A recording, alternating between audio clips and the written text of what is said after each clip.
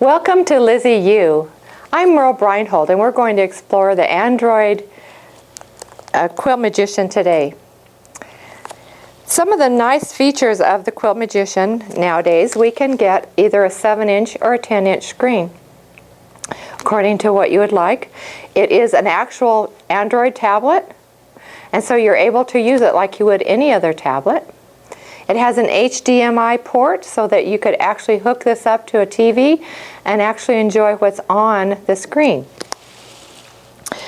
You also are able to download through Wi-Fi any updates. It makes it very convenient because it will actually keep track of the downloads and inform you when there's a new update.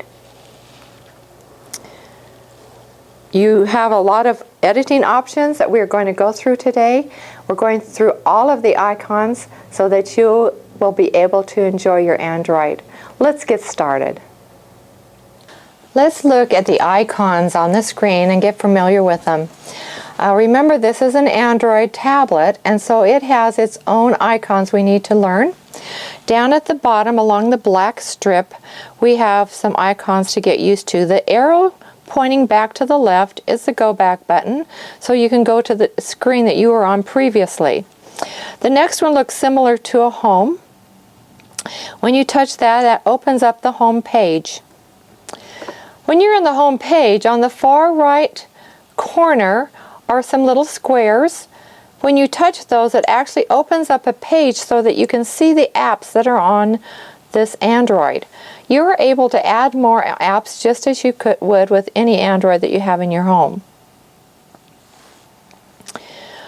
Alright, when we touch the two rectangles down in the bottom, that tells you the programs that are active right now.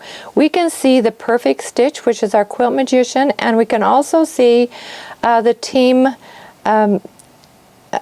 viewer, which is how we are showing and broadcasting this to you today. To close a program, you swipe it off to the left or the right, and that's the way you close it before you turn your Android off to end your session. You also have a camera icon and some volume controls down at the bottom. Alright, so we want to get back into the Quilt Magician, so I'm going to touch the Perfect Stitch page, and there it comes, opens to the window that we're going to look at today. Let's touch the home, which is at the top of the left corner. That icon has everything to do with stitching. So notice we have our go button on the right and our stop button, and the needle with thread in it is called the needle controller. When it is highlighted, it will actually stitch. Right now you can see stitch controller not present because this Android is not connected to a machine. However, if you have yours connected and you don't have your needle highlighted, then it is going to actually just trace your pattern rather than stitch. And this is a nice way to be able to make sure that it fits in the area that you're intending it to fit in. The next icon down is SPI, which is stitch per inch. When I touch that, I'm able to set the stitches per inch that I want to use for this project. I'm going to say OK by touching the check mark. The next icon has a padlock with arrows pointing horizontally. That is a horizontal lock. When I have it selected, my machine will not be able to move left or right, but it will be able to move forward and back. The one under that has arrows pointing up and down. That is our vertical lock. When it's selected, our machine will only move left and right and not forwards and back. I use this often for basting or making sure that my quilt is exactly square with the frame. The next channel lock is a diagonal one. When it is highlighted, then the machine will move only in the angle that you have chosen. Right now we have a -45 degrees, which means that the high point would be up to the left the low point would be low to the right. If I want to change that, I touch the field and I can choose a desired angle. If I wanted to change it so my 45-degree was high on the right and low on the left, I would do a positive 45, so now the angle would be reversed. So those are channel locks. Underneath the channel locks is our nesting option. We are not going to address that today because we're going to do an entire webinar on how to nest, but that's where the icons are for nesting. So everything to do with stitching is on your home icon. Let's go down to our layout icon. It looks like a picture frame corner. We'll touch it. This has everything to do with our pattern boxes. I have on here a quilt area already selected. You can see with the orange dots around the edge, that's the quilt area. That is considered a pattern box, so you're able to use that as a pattern box if you would like. Since this is not connected to a machine, I can't create another pattern box this way, so we're going to be using the quilt area today as a pattern box. In the layout, a layout definition is all the pattern boxes and all the patterns that you have edited and designed is your layout. So you are able to actually save a layout and use it on multiple quilts if you desire. The very top icon looks like a piece of paper. What it is a new layout. And when you touch it, it reminds you that you're going to delete all of the pattern boxes and all the patterns that you may have already put in here. And it says, shall I continue? And I'm just going to say no by touching an X because I don't have anything in there and I don't need to change it. But that's what it is, a new layout. The icon below that is a save option or a retrieve option. So this is the layouts that have been saved. If you want to retrieve one to use it, you would choose one here and say OK. I'm going to X out of there. The next icon down is a plus mark. That means I want to add a pattern box. So I'm going to touch it. And now you have prompts on how to create a pattern box. Notice down at the bottom it says set the first point in the pattern box. With the Quilt Magician you can create any number of points, any shape of pattern box. You do need to have 3 or more points to create a pattern box.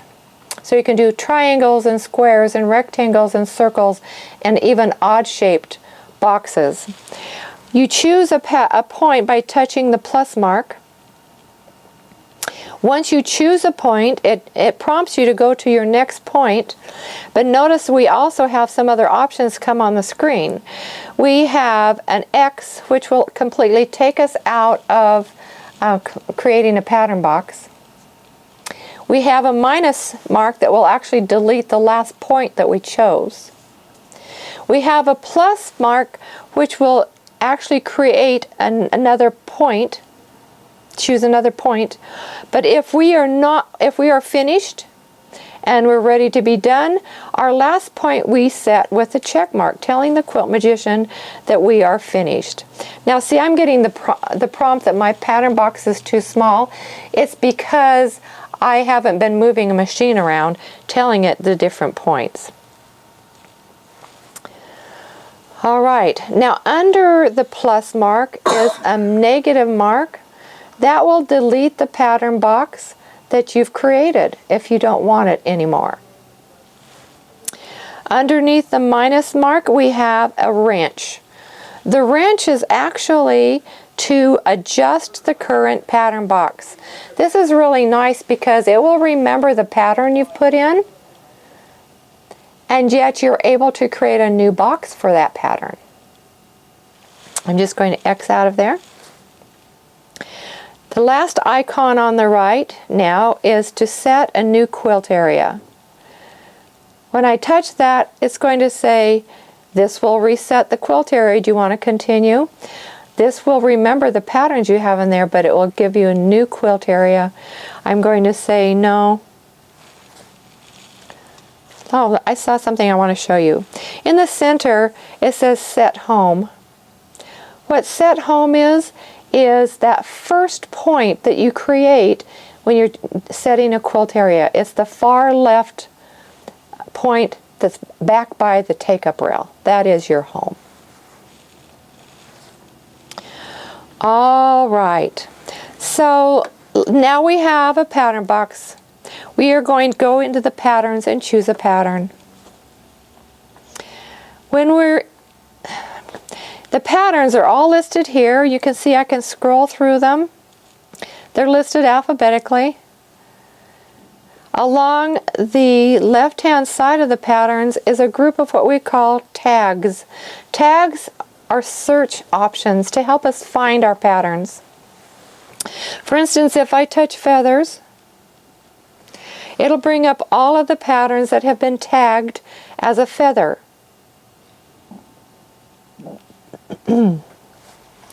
If you lose the tags, you can see I have a lot fewer there when I've touched this feather one. It also shows the other tags that these patterns have. That's why there's others on there. And you notice that a lot of the tags have disappeared. If you want to find them, go ahead and touch filter and it brings all of them back. Let's say I can't see my pattern, but I want to find it.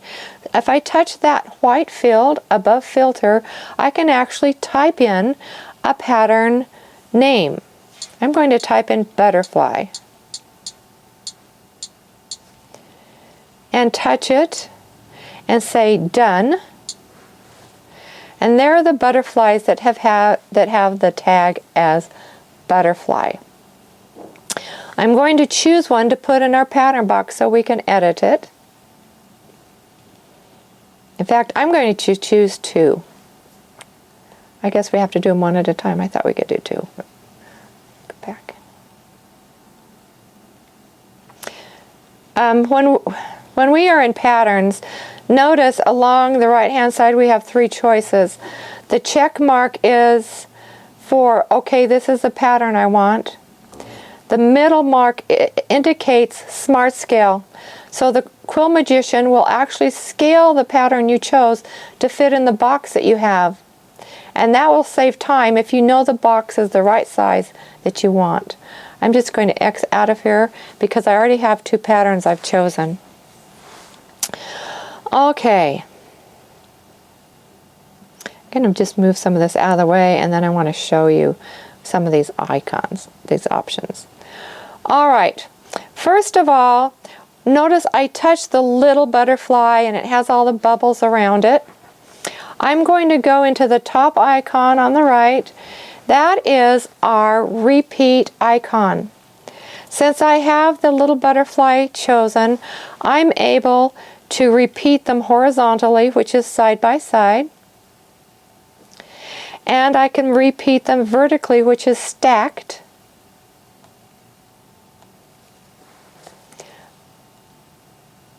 And I also have the option to change the spacing.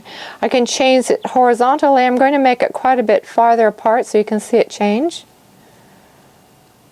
And then you can also space it vertically. Another nice option down at the bottom left is offset. If I touch the plus mark, it's going to move the even rows to the right. If I touch the negative mark, it's going to move them to the left. So you can, the nice thing is you can see the change on the screen so that you don't have to keep going back and forth between edit and your pattern view. You can see it happening on the screen to see if that's what you want. We also have an autofill option down at the bottom right. That will actually fill in your pattern box for you and scale it so that the pattern fits in. It won't do it right now with the multiple patterns I have in here. It'll only autofill with one pattern. All right, so now let's go down to the next, let's go down to scale. I'm going to only get back to one pattern here.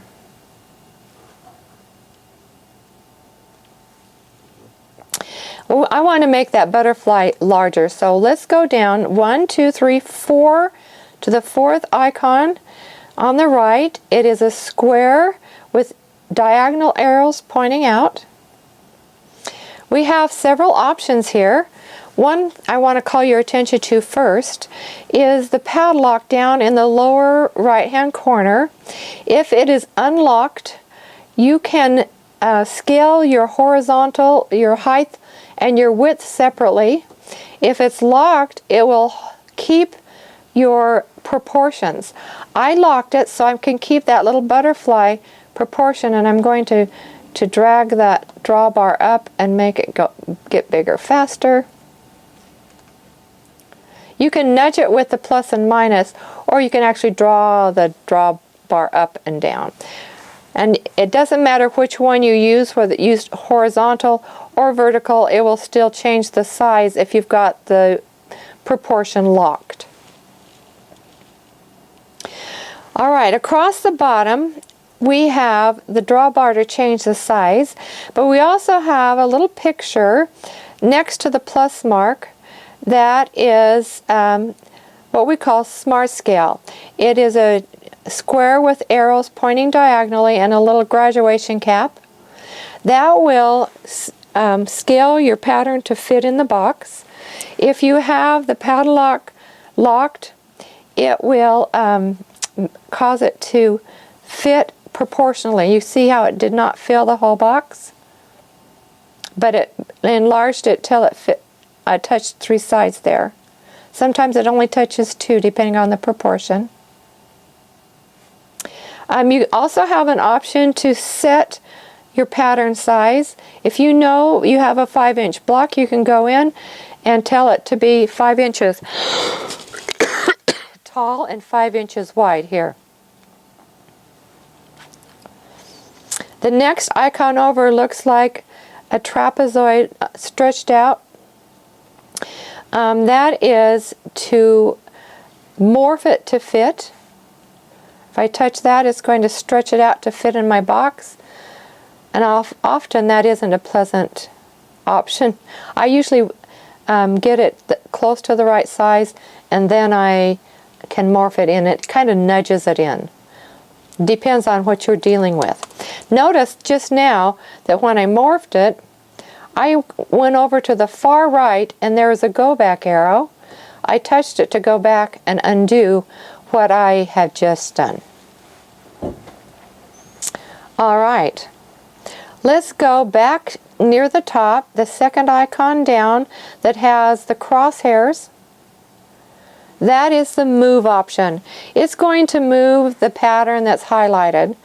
Our little single butterfly is highlighted right now, so I could actually drag it.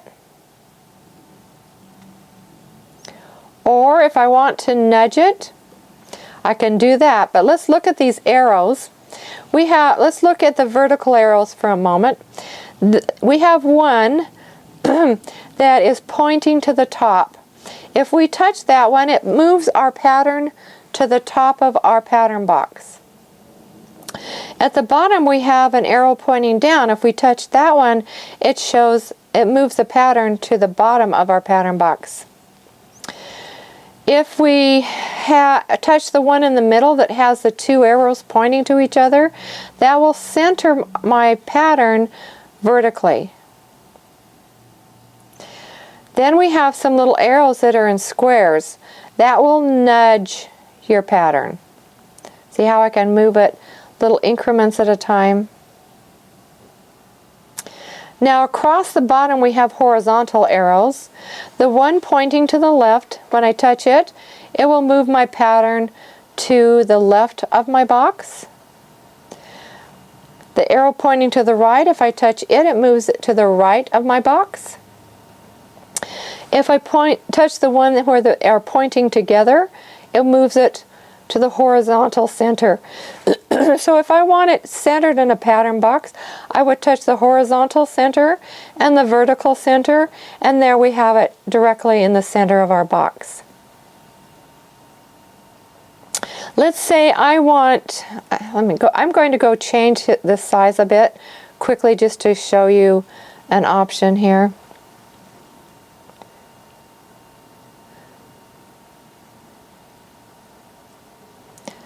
Okay, I'm going to go back to move, which is the second icon down.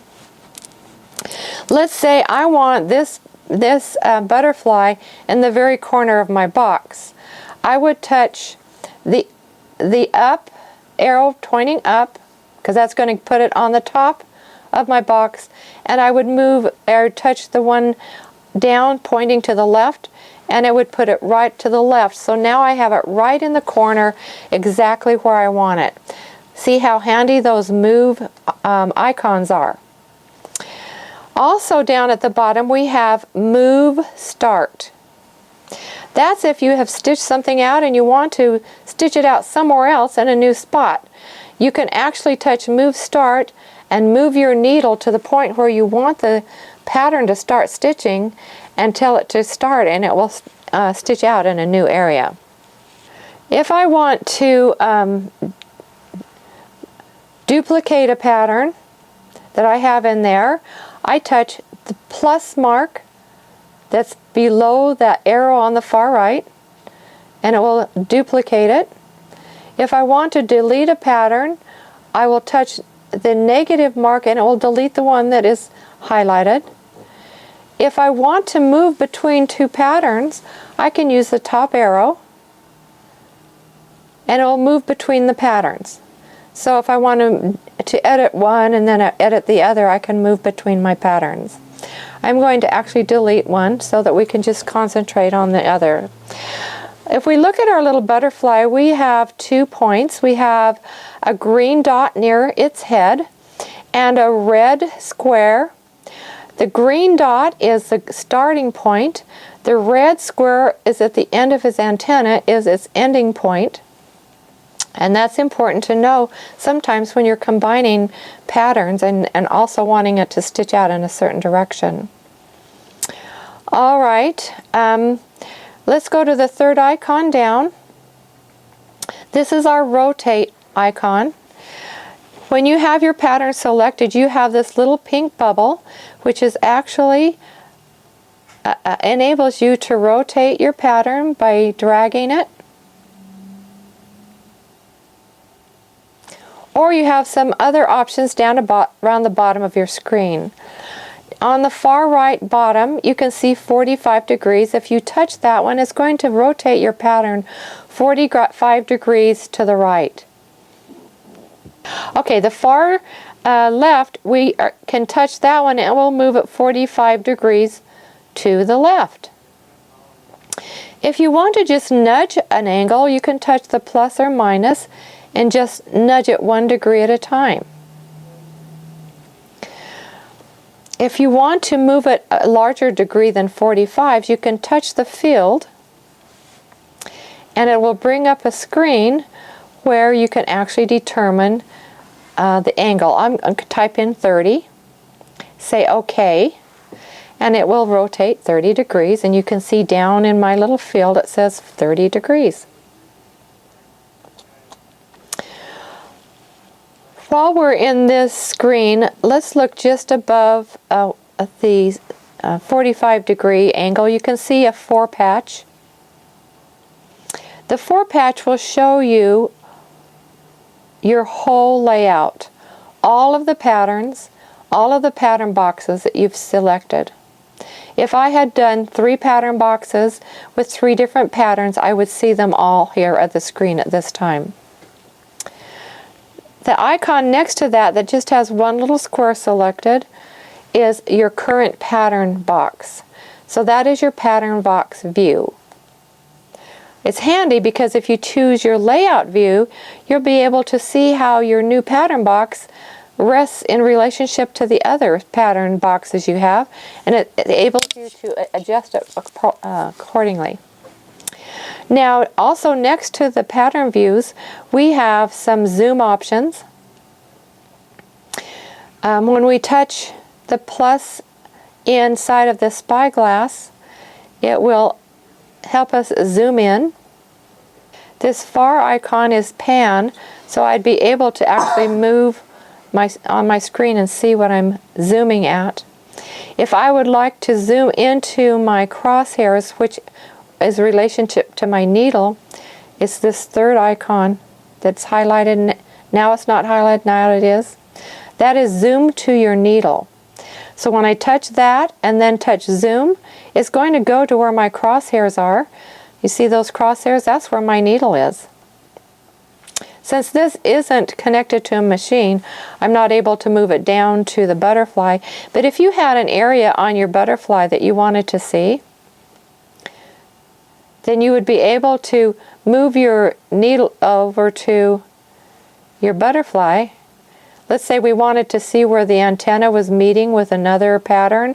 We could move our needle over that area and touch zoom to needle, and then zoom, and it would go to that area, and we could see very close up that particular spot. All right, the next edit that we have is our crop option. So I'm going to go back to view my pattern box. I'm going to make this butterfly larger than my box so you can see the crop option. So making it larger, we're coming down to the third, fourth option, and I'm going to actually make it quite a bit larger. And see how I can drag it larger?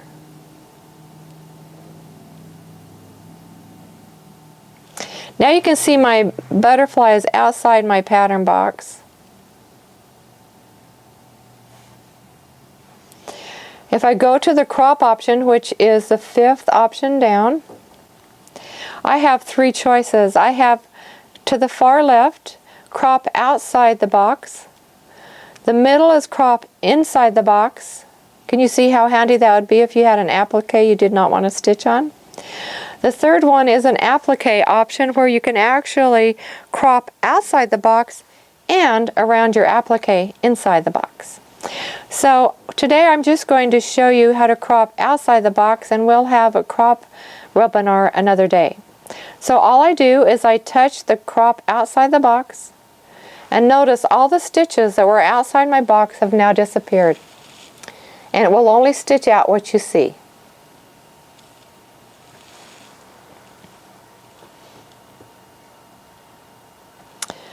All right, the next option down is your quilt view.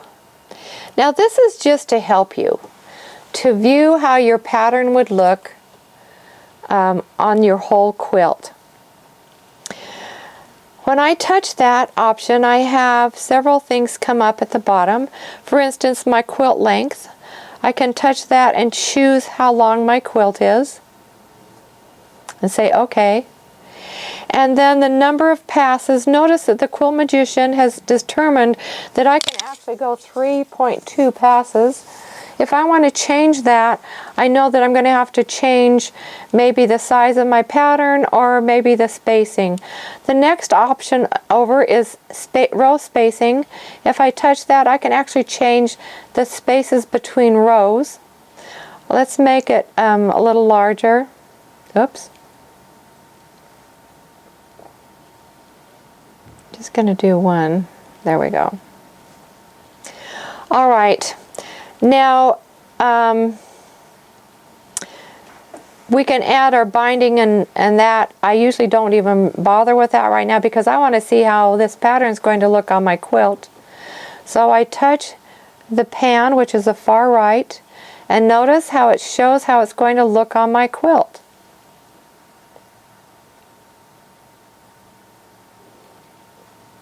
Now let's go back and change spacing so you see how it would look with the, I think it said 0.7 when we first started. Now we're going to touch the view. That still shows three passes. You know what it is? It's looking at the pattern box spacing and not the pattern spacing. So let's say we want 6 passes. Now you can see 6 passes. It scrunched it up just a little bit so it would fit. Now the Quilt Magician won't remember that. It's just showing you how it will look. Okay. I'm going to go and change how that looks, so I need to change its size, so I'm going to go 4 boxes down, or 4 icons down, and I'm going to touch my pattern and actually make it taller.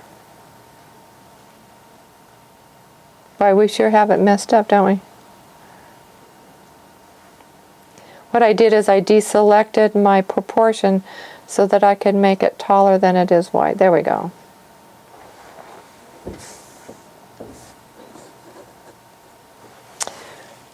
And we're going to use move, second one down, and we're going to center it horizontally and vertically so that we can see our pattern. Okay. The next icon down, which looks like 2 exclamation points, is called point to point. It enables us to join one pattern to the next pattern and to where we have them all lined up in a daisy chain. We can also break the daisy chain and then re-establish a daisy chain. And a good example of that would be sashings. Let's say in our quilt area we have 2 rows of sashing that we could stitch. Rather than having to create a pattern box or 2 pattern boxes and stitch 1 row at a time, we can actually have a daisy chain so we can stitch out both of the sashings in the same instance. It'll do 1 and then move down to the second one. We're going to have a webinar on daisy chaining so that you can see how that works. The next icon down is our text icon. When you want to generate text, we touch where the little opening, where we can type in. I'm going to type in my name again. So the field's filled with my name, and say generate. And there's my name amongst the butterfly. Now this has become a pattern so that we can move it, we can edit it any way you can, any other pattern to fit where you want it to fit. This is the only text we have, on the only font we have right now, but it is fun to have to put people's names on, or a slogan or something that you would like. Now I'm going to come over to the far right and touch minus to get rid of Merle. So now we still just have our butterfly. Let's look at the far right icons. We've already talked about moving from one pattern to another by using the arrow, which is the top. The second one down is to duplicate, which is a plus. The third one down is a minus to delete the pattern that is selected. The next one down is to save. If I choose save, it's going to open up and it's going to say save as because it's highlighted a pattern. And here you can name the pattern that you have edited, but I would change the name from its initial name since we don't want to eliminate the initial or the original pattern. The icon 1, 2, 3, 5th down is a mirror image left to right. When I touch it, see the butterfly moves left to right. The one under it is upside down to right side up.